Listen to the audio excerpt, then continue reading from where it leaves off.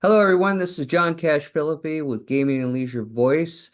I'm doing our Legends of Gaming series. Somebody we've been looking forward to having on this show for a while is definitely Rod Luck, who, if you don't know him, I don't know what rock you've been sleeping under. He is definitely one of the legends in this industry and has shaped and molded it for many, many years. But before we get into all that, let me read a note from our sponsor, which is Hotel Genie. Discover Hotel Genie and elevate your hotel's guest experience by harnessing cutting-edge communication technology. Whether you're aiming to cut cost or boost revenue, Hotel Genie equips you with tools to outshine your rivals. Connect with Rust now at 702-820-1400 to experience a tailored, no-cost demo designed exclusively for hotels and casinos. All right. Well, with that being said, I really am looking forward to introducing Rod and making sure that he tells us all his history and background and tell everybody a little bit about yourself. Well, okay. I've got a long history, as you said. Uh, you know, I got in the industry in about 1987 after being in other industries for about 20 years. And I got my first start at Caesar's Tahoe. And then uh, from from there, I was there for about 4 or 5 years. And I moved on to the Fitzgerald's Group down in Reno, Nevada. And while I was in Reno, Nevada, they got a contract for opening up Turning Stone. So I went to New York and helped open up Turning Stone back in 1992. So that was my first experience in Native American gaming. So we opened that up, and I think it was one of the biggest casino table games because it opened up with 171 table games and no slots. So that was a very, very interesting experience. Then, after opening up Turning Stone, I came back to Reno and worked for the Pepper Mill for about 5 or 6 years. And then they called me back to New York. And back in what, 1998, went back and they called me back to New York because I had New York experience. And I opened up the Akwesasne Mohawk Casino back in, back in New York and opened that up. And back in 1999, uh, Ameristar called me from Las Vegas, and they said, "Oh, it's Y2K time, and can you help me out?" And so I moved over to Ameristar down in Las Vegas, and I was there and helped upgrade all of their AS400s. They had 5 casinos, and I helped them upgrade and get ready for Y2K. And everything was hunky dory because everything worked out. Sat there in Las Vegas in a computer room in December 31st, 1999, waiting for the world to fall down and never did. So everything was successful and everything worked out really well. Then after that, um, I got a call from Pachanga, and they were opening up a new building from their, uh, from their other small casinos, and it was like a bingo hall. And so I said, okay, I'll go down to Pachanga because I've already had 2 experiences with Native American gaming. So I went to Pachanga and helped them open up their new building. And then after that, while I was at Pachanga, because I had experience in human resources, they made me a vice president of IT and vice president of human resources. Ouch. With about 5,000 employees. So it was quite an experience, and it was really great. I really liked it. Pachanga was an excellent place to work.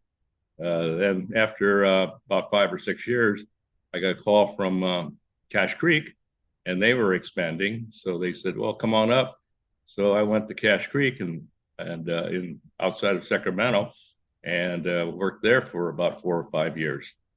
Then took a little hiatus after that, and then back in let's see, 2013, I got a call from uh, this company that decided that they wanted to buy John Asquaga's Nugget. So they said, okay, come on over, Rod, and do some examination, do some consulting. So I did some consulting, and I said, you guys really need help. And so that was in my report, and they said, hey, how'd you like to fix it? And I said, well, okay, I'm not doing anything right now. So I went to the Nugget and went there, fixed all their problems in about a year. And then Grand Sierra Resort called me and said that one of their VP of IT decided to leave. And so I said, okay, I'll come on over because it's only like a mile away. And so I went over there and worked over there at Grand Sierra and became senior vice president of IT. And all of a sudden, their HR person left, and I became HR again. And so for temporary, about a year and a half. So that's kind of what my casino experience has been. Lately, I've been just kind of dabbling around, but I'm doing a lot of things, and I'll tell you a little bit about that a little later. But what I'm doing now, but that's kind of my history in the casino industry. That's great. I mean, I remember when I first heard your name, I was opening Chansey, and I sent one of my IT managers down there, Chris, down to Pachanga, and he came back raving about Rod Luck. He said he was the most brilliant IT guy on the planet, which of course hurt my feelings.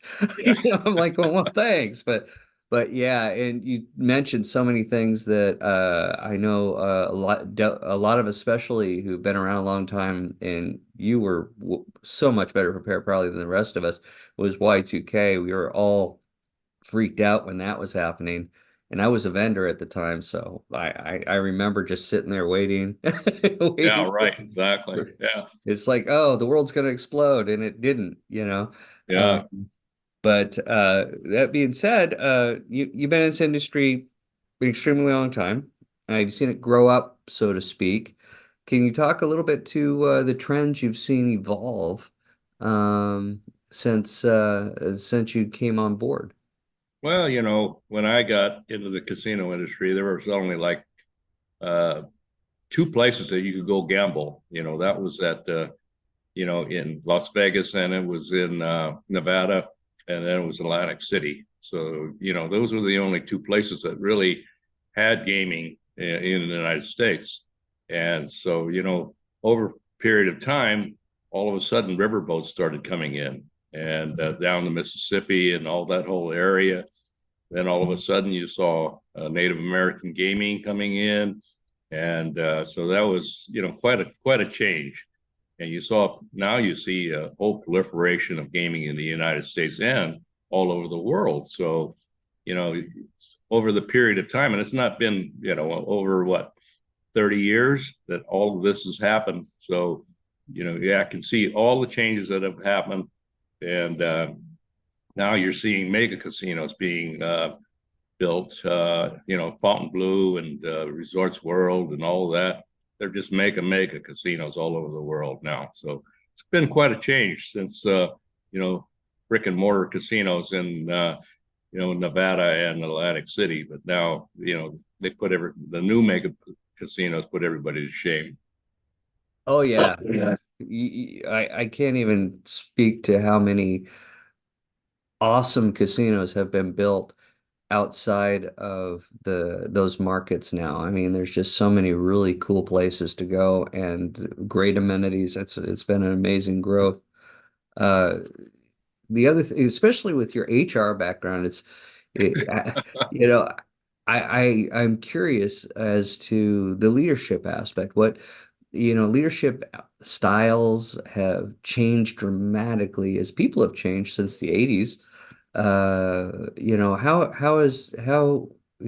you tell us a little bit about how you've had to deal with that and how that's evolved your styles in life? Sure. As the proliferation of gaming started, at the very beginning, there were very few casinos and very few management styles. all of the new casinos used to hire, table game managers or slot managers with no experience in overall gaming. So it was kind of an interesting time, and there were a lot of problems with opening new casinos. But over the period of time now, people got more experience and with dealing with people, knowing more about the overall casino experience, not only in gaming, but in food and beverage or, hotels and things like that. So the new management now has to have, an extensive knowledge of all the things that are going on within a gaming establishment now, not only gaming as it was in the past. And in as I mentioned, IT was a change agent because they were new things coming in all the time, and so they had to learn all kinds of new things, even in IT. That you had to learn about, food and beverage. You had to learn about in the IT world, and in HR, same thing. That's the same thing. We're dealing with people, different types of people, and knowing the ups and downs of people and how people react to HR and the whole environment. So it's been quite a change. Oh yeah, I can imagine. And now Yeah. IT and I like that you cross the IT and HR similarities because people don't usually make that distinction that they're actually relatively close in what they do. Um, Yeah, well, IT deals in technology, but HR deals with people, and if you have both those skills, then you're a winner. yeah, no kidding.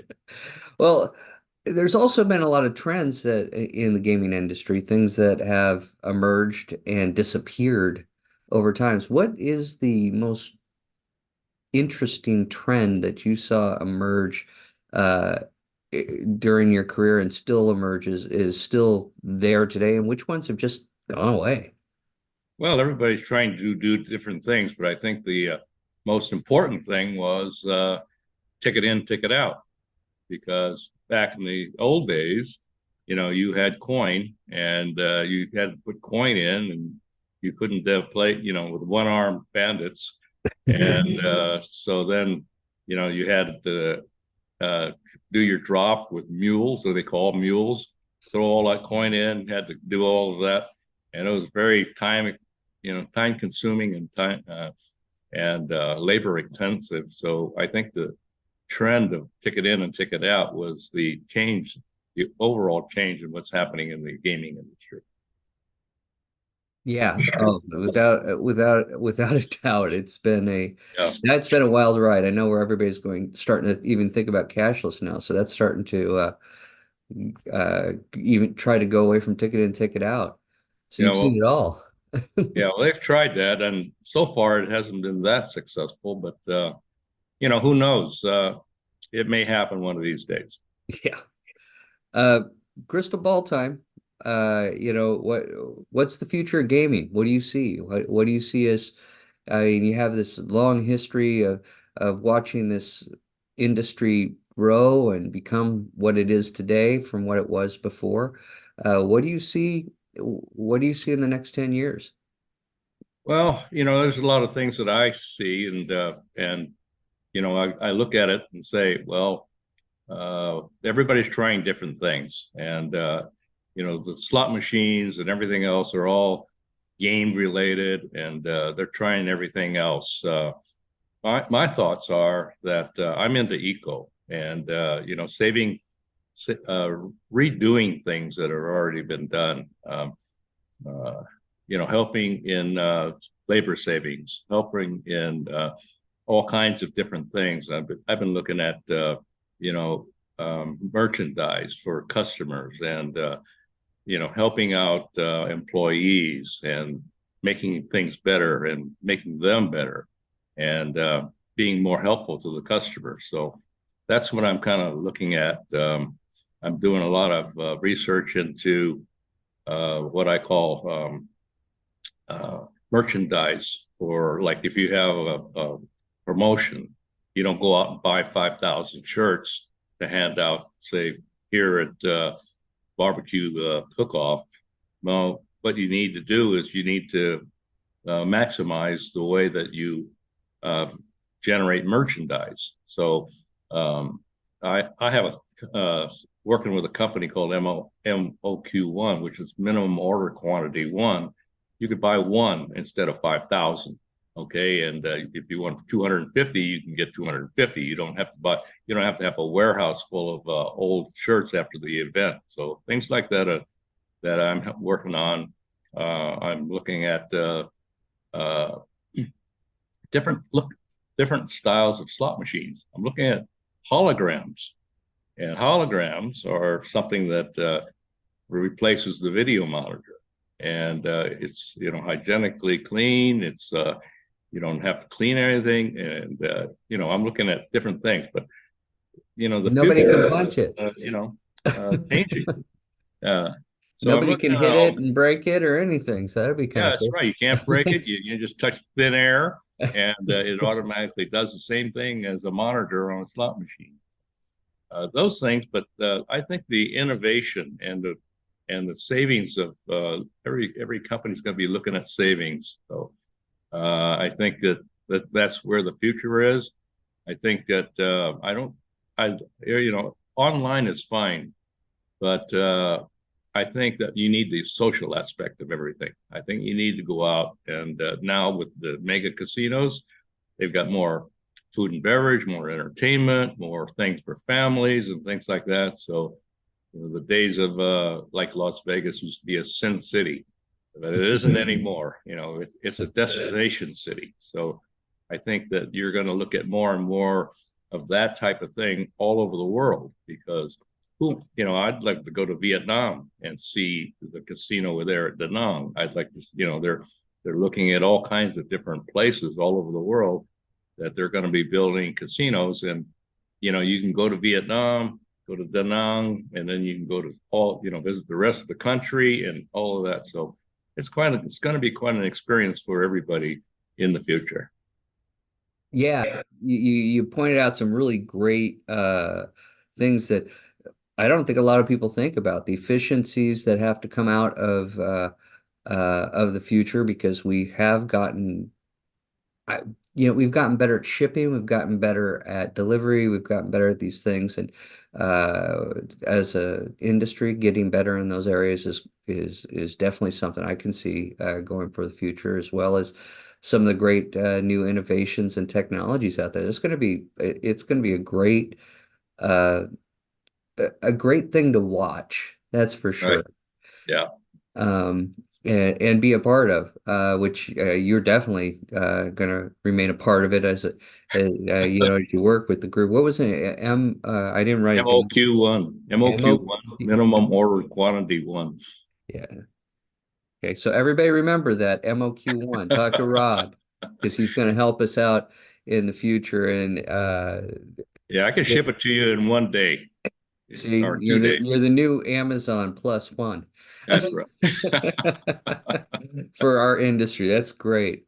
Yeah. Well, Rod, it's been great having you on the show. I know that we've learned a lot. I always do every time I talk with you at every gaming and leisure event and All right. everywhere else I've ever had the opportunity to talk to you. Um, do you have any final thoughts or anything you'd like to tell the viewing audience? No, I think that I've been in this industry a long time, and I've known John and Jeannie for many, many, many years, and too many I can, say. More than we'd like to admit. Yeah, right, exactly. But no, everything's fine. If you guys ever need anything, let me know. I'll be glad to, share some thoughts with all of you. That's great. Well, this is John Cash Philippi signing off with Gaming and Leisure Voice. We appreciate all of you tuning in, and till next time. Okay, bye.